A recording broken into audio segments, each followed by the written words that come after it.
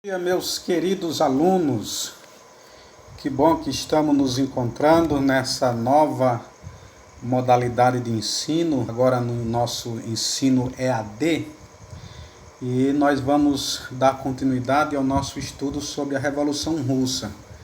Já concluímos esse capítulo e agora vamos fazer a revisão dos principais pontos envolvendo esse capítulo.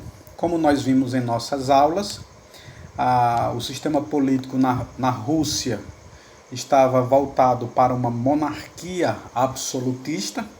Essa monarquia estava centrada na pessoa do czar Nicolau II, esse que vocês observam aí na foto, que governava a Rússia com mão de ferro e autoritarismo. Era uma sociedade camponesa, onde 80% da população russa vivia no campo, submetidos a uma situação de miséria, fome e massacrante exploração.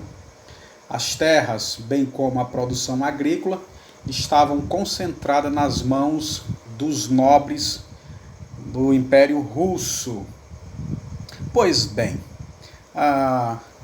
como nós vimos nos nossos encontros, a indústria russa ela dependia do capital estrangeiro e a mão de obra, o proletariado que trabalhava na indústria russa, eles estavam submetidos às mais desumanas condições de trabalho. Por causa disso, eles iniciaram todo um processo de reivindicações e começaram a reagir a essa situação de opressão, conforme vocês veem aí na imagem. Em 1898, diante desse contexto de insatisfação e de conflitos, surgiu na Rússia o Partido Operário Social Democrata Russo, certo? Esse partido ele é perseguido pela polícia czarista, mas um fato bem relevante no partido foi a divergência interna, que levou à divisão do partido em dois grupos. Os mencheviques, que é o partido da minoria, eles defendiam uma aliança com a burguesia para que fosse estabelecido o socialismo. Já os bolcheviques, ou o partido da maioria, defendiam uma aliança entre camponeses e operário para que fosse estabelecido o socialismo na Rússia. Era um partido mais revolucionário. Eu queria destacar o ensaio revolucionário de 1905, antes da Revolução de 1917, que foi a guerra envolvendo a Rússia e o Japão, a Guerra Russo-Japonesa, que ocorre em 1904 a 1905. É movida por ambições imperialistas, mais precisamente sobre as terras da Coreia e da Manchúria. A Rússia sai derrotada dessa guerra, o que agravou muito a situação ou a crise econômica no país. Essa guerra trouxe sérias consequências para a Rússia, levando a população a reivindicar ainda mais por melhorias em sua situação. Para vocês tomarem conhecimento, uma das grandes manifestações foi o Domingo Sangrento, que ocorreu em janeiro de 1905.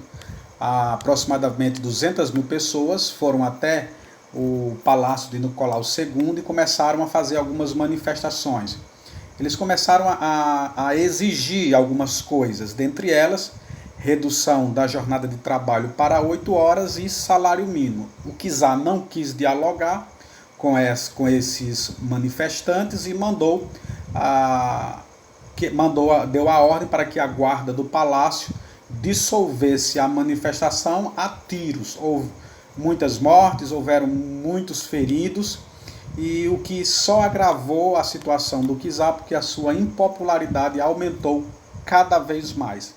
Se sentindo pressionado, o czar editou o Manifesto de Outubro.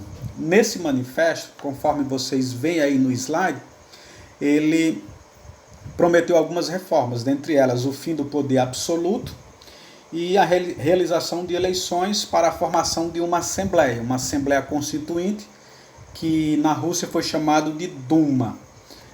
Mas infelizmente essa Duma era composta por representantes das elites, enquanto que os representantes dos camponeses e dos operários ficaram de fora. Gente, a situação da Rússia durante a guerra, sua participação na guerra foi precária, foi deplorável. Isso por causa de algumas razões. Dentre elas, nós podemos destacar armamentos atrasados, soldados despreparados, comandos ineficientes e um abastecimento precário. Juntamos tudo isso e o resultado foi mais de 5 milhões de mortos, decorrente de guerra, fomes e doenças.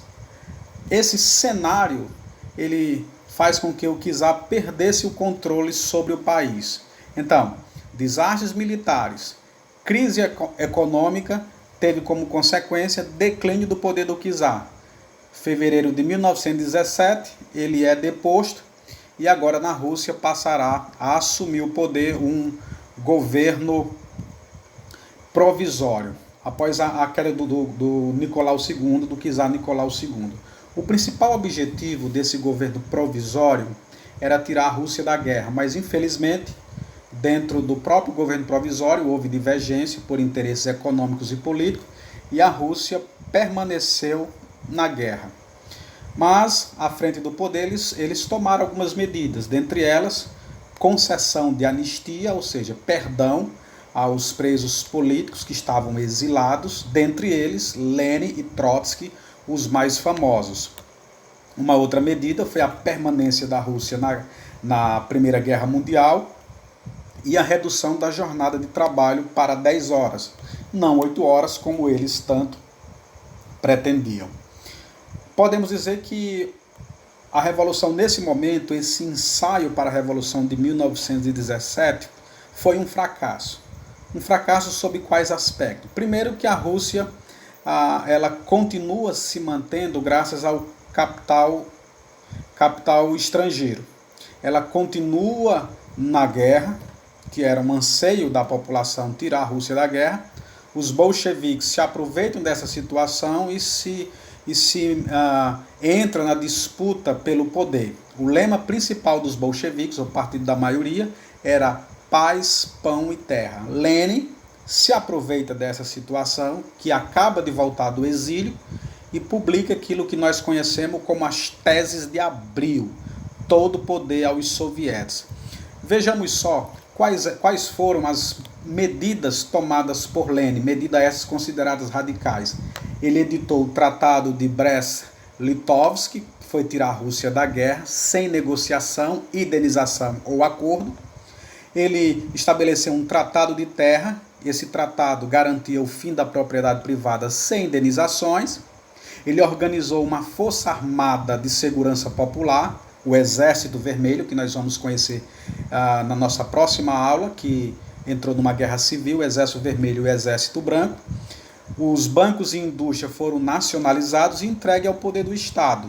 Além disso, todos os títulos de nobreza e ensino religioso nas escolas foram extintos, ok? Então, gente, por hoje é só. Fiquem com Deus. Até a próxima aula, quando nós concluiremos a nossa revisão. Tchau!